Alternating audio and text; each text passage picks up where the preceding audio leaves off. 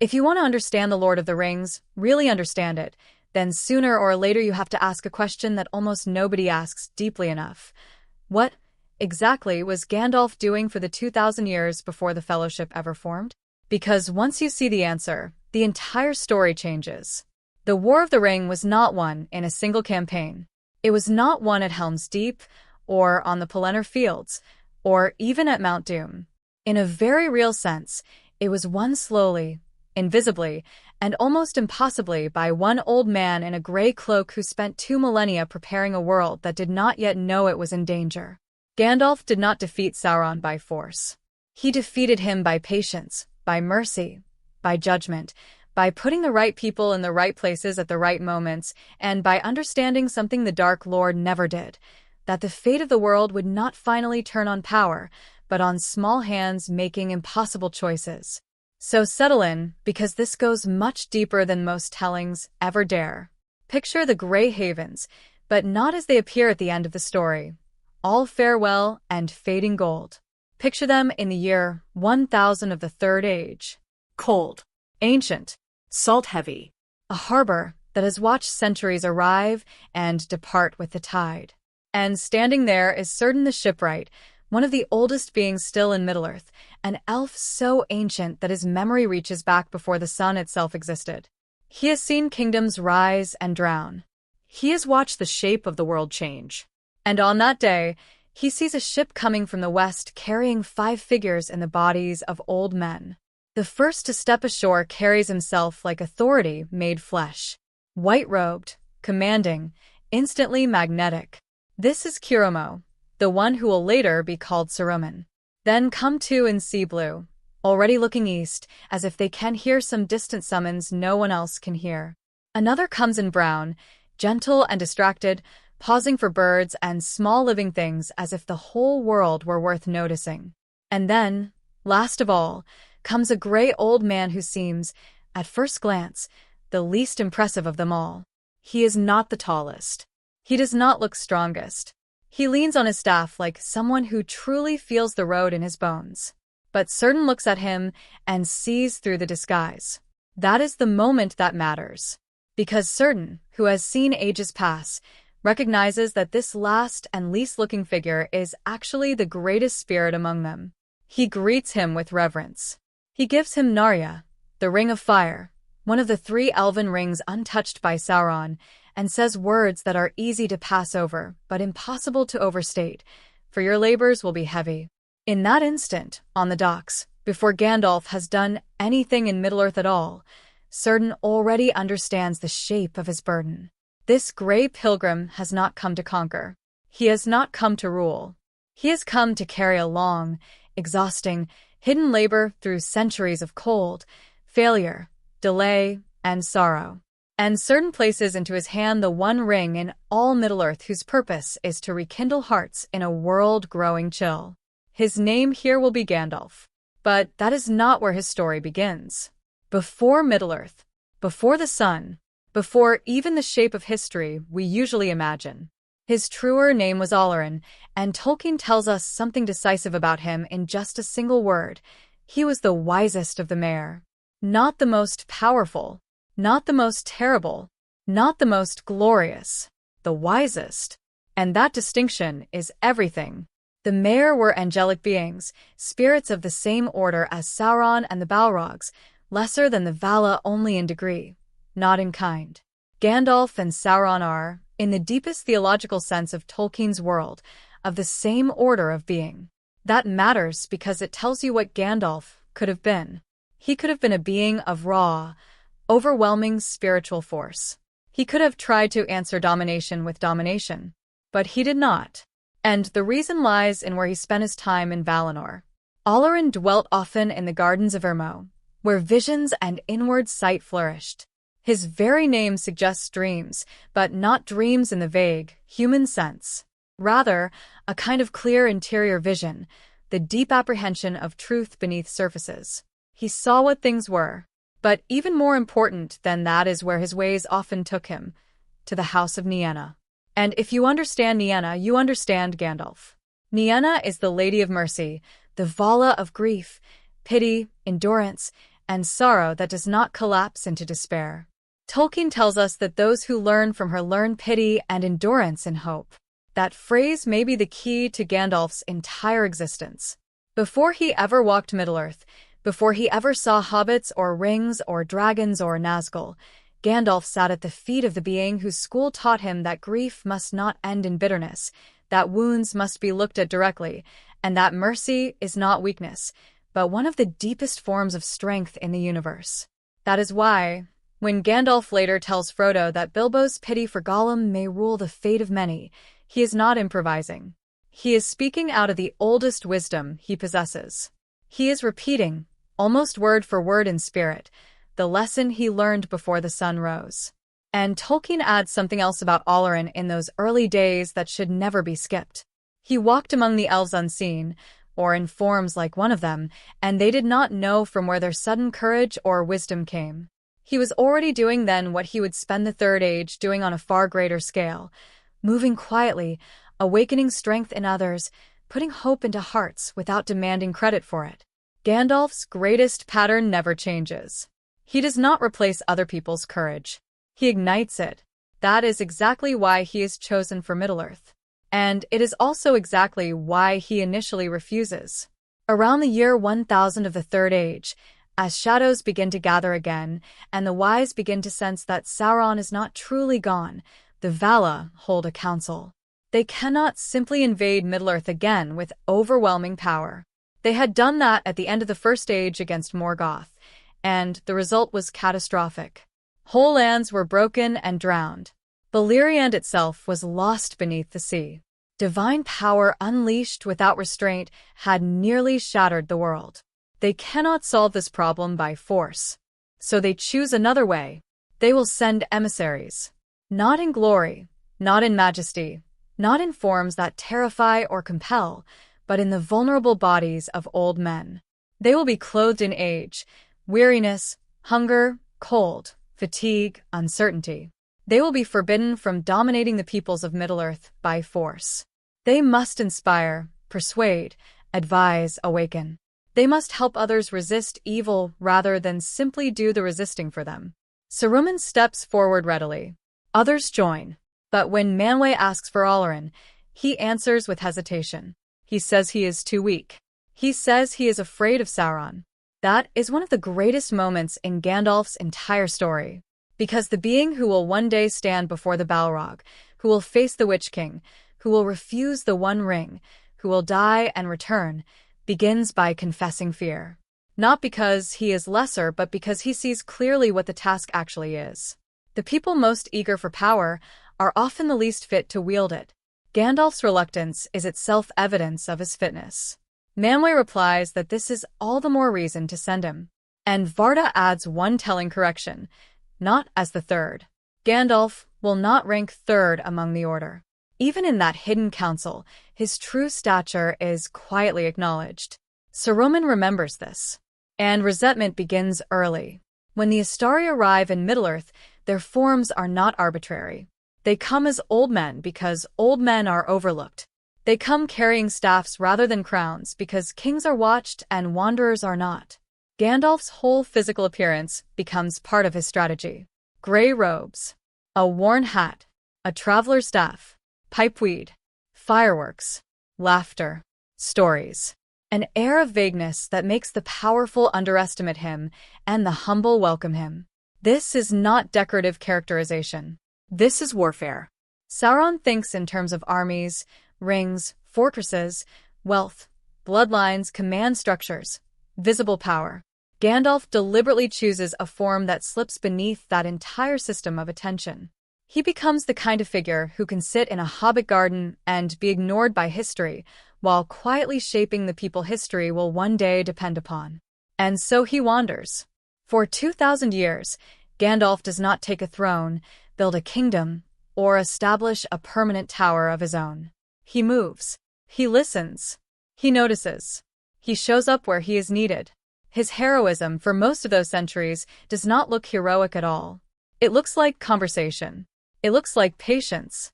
It looks like saying the right word to the right person at the right time, then vanishing before anyone thinks to glorify him. Tolkien says that in Valinor those who listened to Olorin awoke from despair and put away the imaginations of darkness. Gandalf comes to Middle-earth and does the same thing there, except now the darkness is organized, armed, ancient, and rising. Eventually, the shadow gathers in Mirkwood. Greenwood the Great begins to rot into something darker. Creatures change. Fear spreads. In the south of the forest, in the old fortress of Dol Guldur, a power begins to stir. The wise call it the Necromancer, because they do not yet dare to name it more precisely. Saruman counsels caution. Gandalf does not mistake caution for wisdom quite so easily. In the year 2063 of the Third Age, Gandalf goes into Dol Guldur alone. No army, no council sanction, no spectacle, just one gray pilgrim walking into darkness because someone has to know what is there. He finds enough to be alarmed, but not enough to prove all he fears. The presence withdraws before him. For centuries afterward, a false calm settles. The wise call it the watchful peace. Gandalf likely understands that peace bought by a hidden enemy is not peace at all. It is preparation. So he keeps moving, keeps watching, keeps gathering fragments. Then comes one of the most underrated turning points in all of Tolkien, Gandalf's second entrance into Dol Guldur in the year 2850. Again he goes alone, deeper this time, and in the dungeons he finds not merely evidence, but a dying witness. Thrain, son of Thror and father of Thorin Oakenshield, is broken, diminished, stripped nearly to nothing by imprisonment and torment. Gandalf cannot save him. He is too late for that.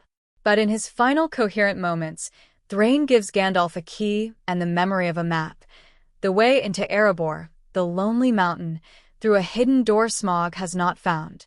Thrain dies in Sauron's prison.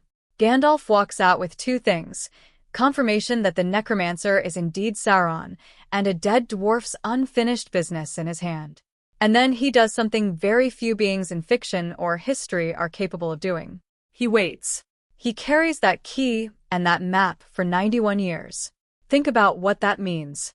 91 years carrying the last trust of a dying prisoner, knowing it matters, not yet knowing exactly when or how, and not forcing events before their time. Gandalf's greatness is not just wisdom in crisis. It is patience between crises. It is the refusal to act prematurely just to relieve the burden of waiting.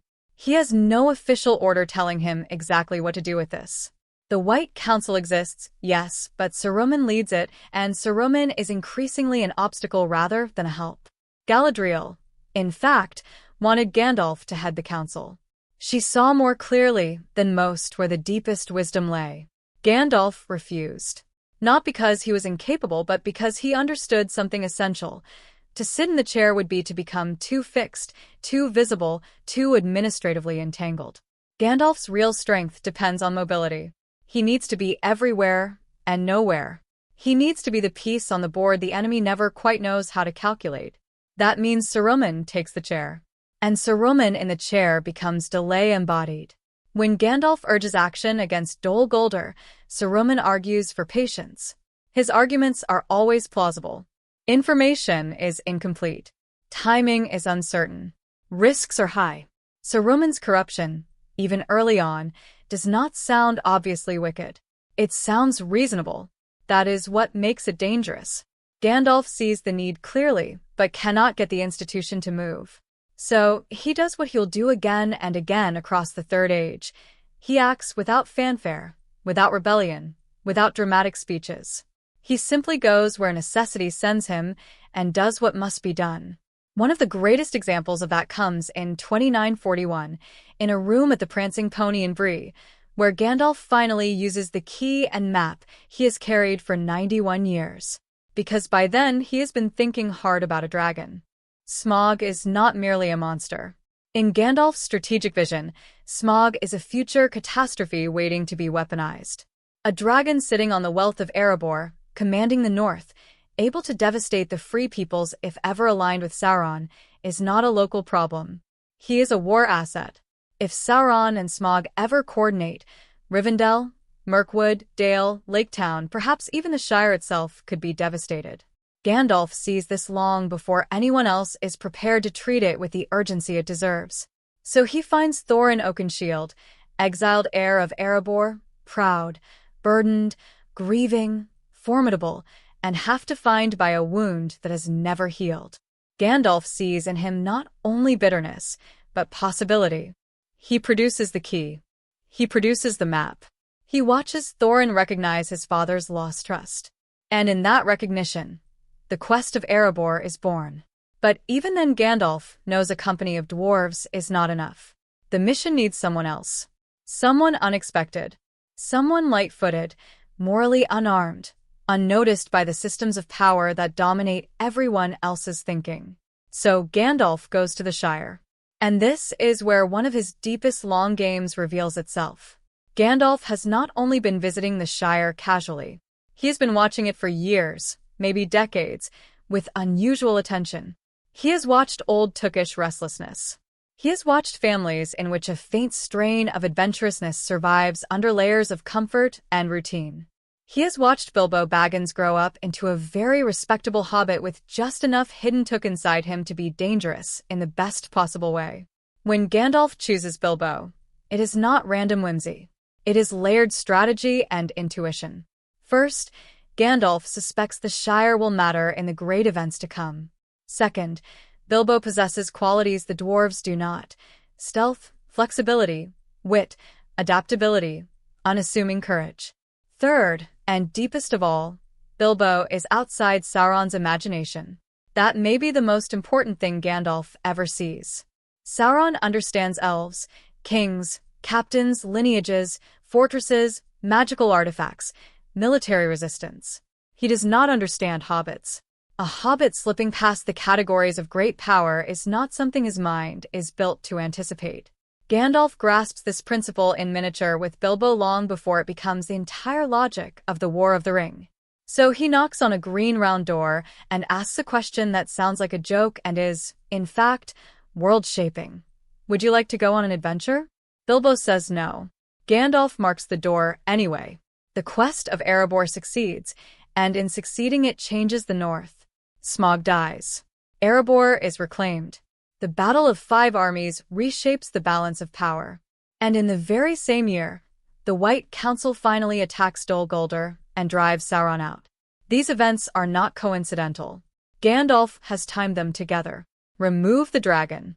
Disrupt Sauron. Cut two major threats in a single strategic stroke. It is one of the finest pieces of long-range planning in Middle-earth. But Gandalf notices something else amid all of it. Bilbo returns with the ring. At first it is only a curiosity. Then it becomes a question. Then, over 60 years, it becomes an unease that never really leaves him. Gandalf returns to the Shire often after Erebor. More often, perhaps, than before. He watches Bilbo. And what he sees gradually troubles him. Bilbo ages, but not normally. He remains bright, durable, inwardly taut in a way that suggests preservation of a kind no simple magic trinket should provide. Gandalf, who knows more than almost anyone about the workings of power, begins to suspect that this is no ordinary ring. And then comes Bilbo's 111th birthday. The party, the fireworks, the vanishing act, all of it could still be read as harmless mischief. But Gandalf sees beneath the surface. He sees Bilbo's struggle to leave the ring behind. He hears the language darken. My precious. He feels, in that room, something he cannot ignore any longer. He brings more of his true presence to bear, enough to break the ring's hold on Bilbo for a moment. Bilbo departs. The ring remains.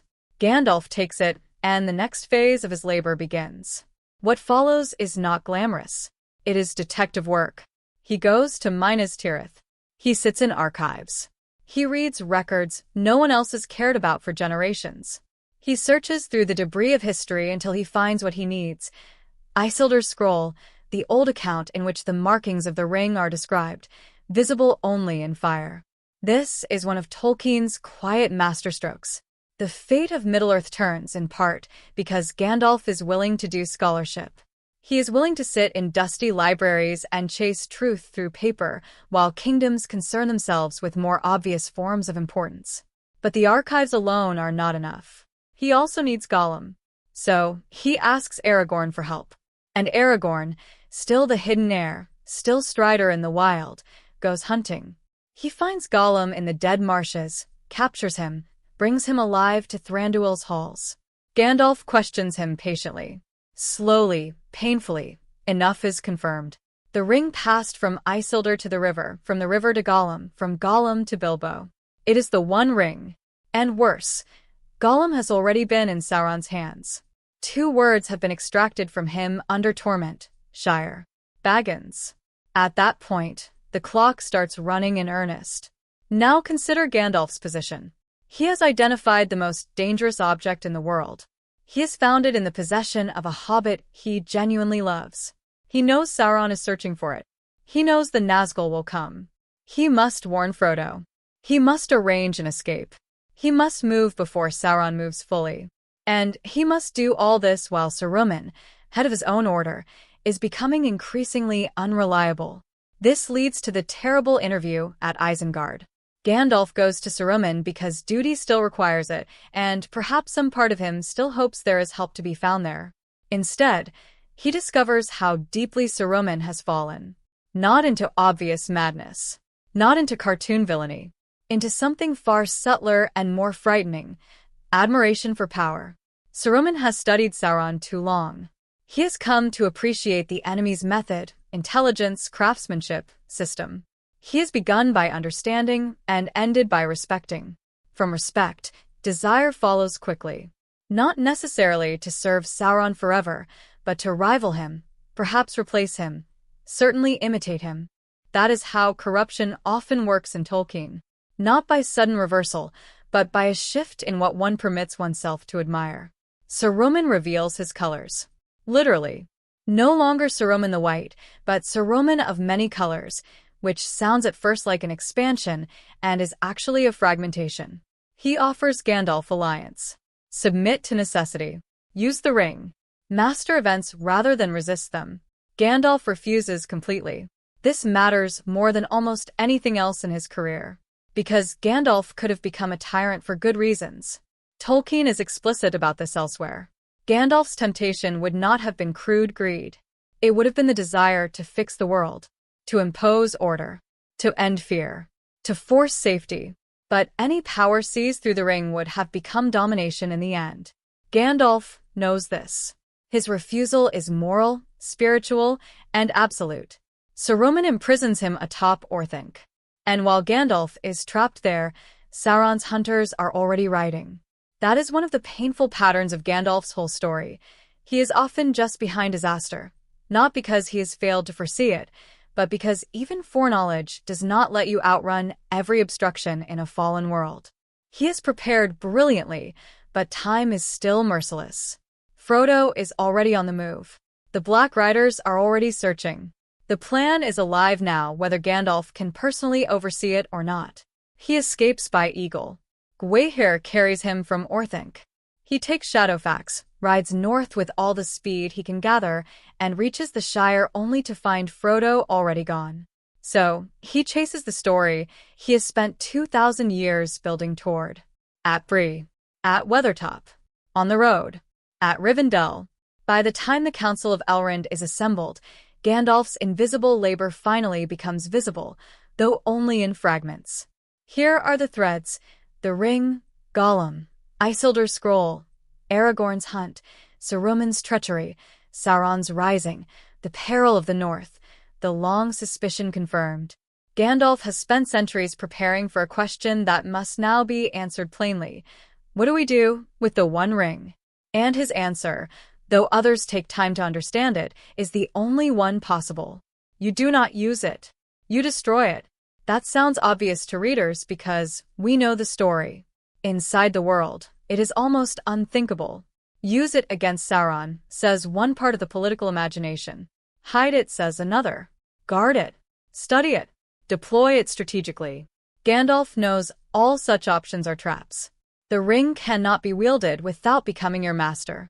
Even the best motives become poison through it. Gandalf himself refuses to touch that path because he understands that his own pity and love would be weaponized into domination. So the burden falls where Sauron least expects, on Frodo Baggins, a hobbit from the Shire. And now the deepest part of Gandalf's work comes into focus. Why hobbits? Why always the Shire? Why Bilbo, then Frodo, then Sam, Merry, and Pippin at the center of the world's fate? Because Gandalf had learned something across 2,000 years that most of the wise still only half understood. History does not finally turn on raw power. It turns on moral choice. It turns on the decisions of people who are not trying to seize the world, but simply to remain decent inside it. Hobbits are, in almost every strategic category, irrelevant. They have no armies, no magic, no ambitions of empire, no great traditions of conquest. That is exactly why they matter. They are small enough to be overlooked and ordinary enough to desire things Sauron cannot comprehend. Sauron cannot imagine anyone wanting to destroy the ring rather than use it. He cannot imagine a hero who wants no throne. He cannot imagine a people whose central values are meals, gardens, peace, friendship, memory, and home. Gandalf can. More than that, he sees that these are not trivial values. They are precisely the values for which all resistance is meaningful. He has been preparing hobbits for this without their knowledge for decades. Bilbo's adventure was not only about a dragon. It was also about opening the Shire to the existence of a wider world. Frodo grows up in the wake of Bilbo's transformation. Sam grows up in the orbit of stories, songs, legends, and possibilities Gandalf helped keep alive. Gandalf does not train hobbits as soldiers. He cultivates in them awareness, resilience, imagination, moral seriousness, and courage that does not know itself yet. Sam Gamgee is not an accident. Nothing about Gandalf's investment in the small ones is accidental. This is Nienna's teaching brought into history. Pity is not weakness. Mercy is not softness. The overlooked are not expendable. The small are not meaningless. The whole war against Sauron becomes, in Gandalf's hands, a wager that humble love and ordinary decency can bear a burden that grandeur cannot. Then comes the Fellowship. 9 walkers against 9 riders. Again, Gandalf understands symbols and structures as well as strategy. The company sets out. Caradhras denies them passage. And so they turn toward Moria, which Gandalf does not like but accepts because wisdom is not the same thing as always having ideal options. Sometimes wisdom is choosing the least impossible road. Inside Moria lies a shadow older than most kingdoms. Durin, Spain. When the Balrog comes, the story reaches one of its deepest theological and symbolic confrontations. On the bridge of Khazad-dûm stand 2 beings of the same order.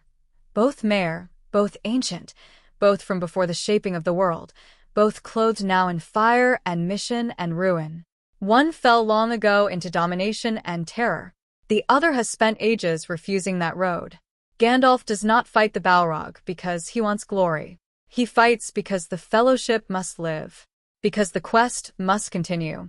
Because everything he has spent 2,000 years kindling cannot be allowed to die on a bridge in the dark.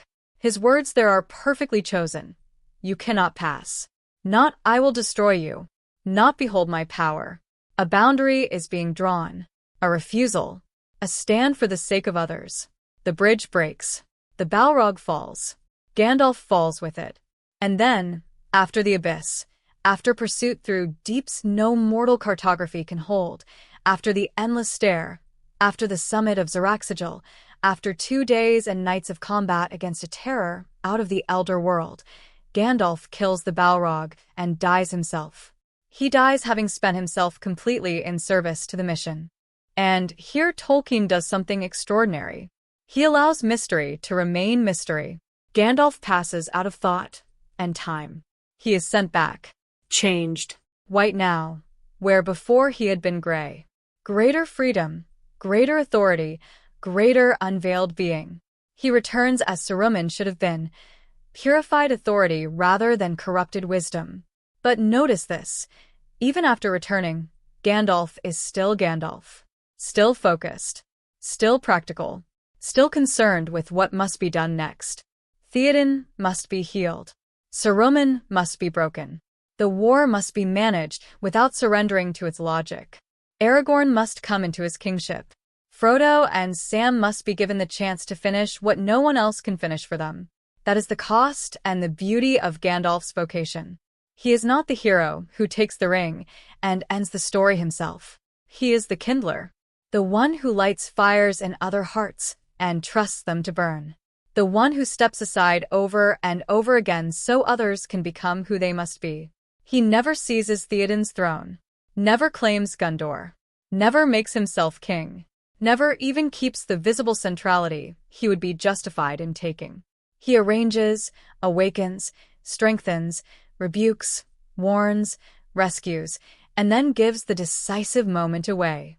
That is harder than it sounds, because the body he wore could truly suffer. Tolkien makes that clear.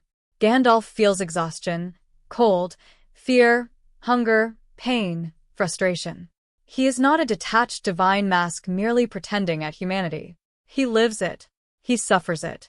He carries dread privately for years. He bears the loneliness of being the one who knows while others doubt. He bears the institutional paralysis of councils. He bears betrayal. He bears delay. He bears watching beloved people enter danger he cannot enter for them. And through all of it, he keeps doing the one thing Narya was made to help him do. He keeps hearts from going cold. That is why the Ring of Fire suits him so perfectly.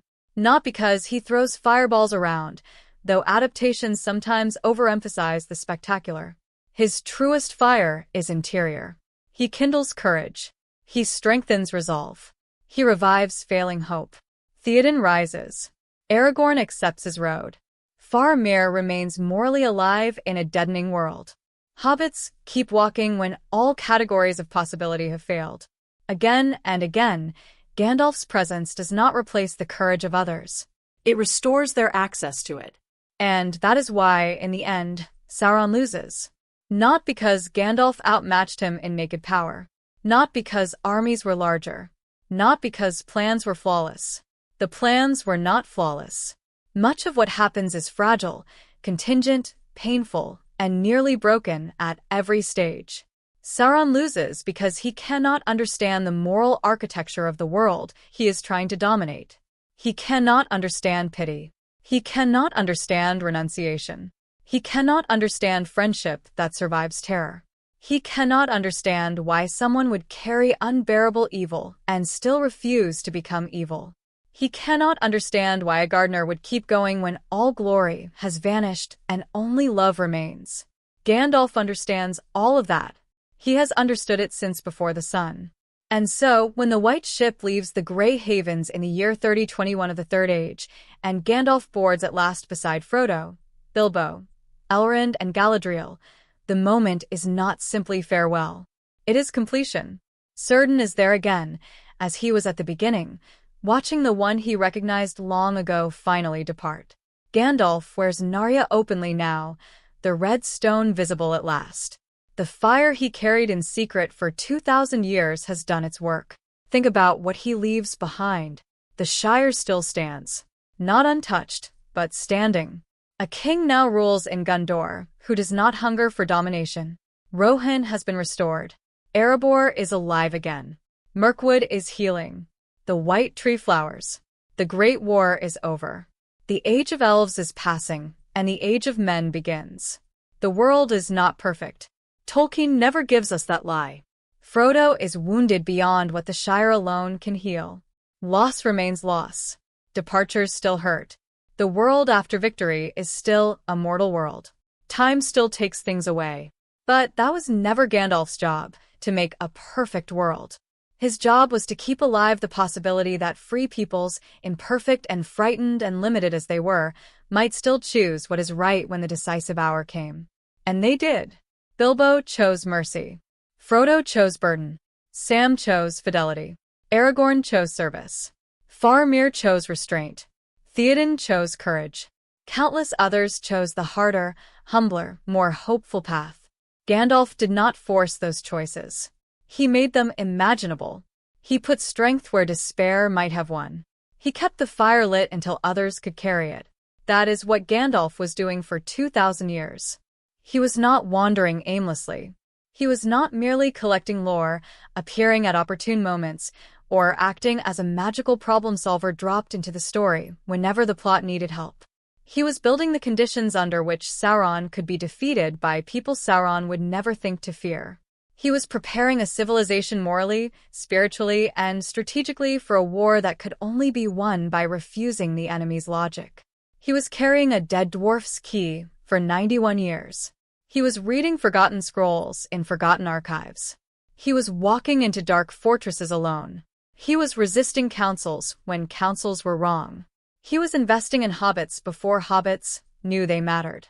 He was teaching a world, slowly and invisibly, how not to become its enemy in the act of fighting him. And maybe that is why Gandalf remains one of Tolkien's greatest achievements. Because he is powerful, yes. Ancient, yes. Wise beyond measure, yes. But his deepest greatness is not that he can command light or face Balrogs or return from death. His deepest greatness is that he never stops believing that the small, the humble, the overlooked, and the merciful are where the future really lives. That is why Círdan knew him at once. That is why Nienna shaped him.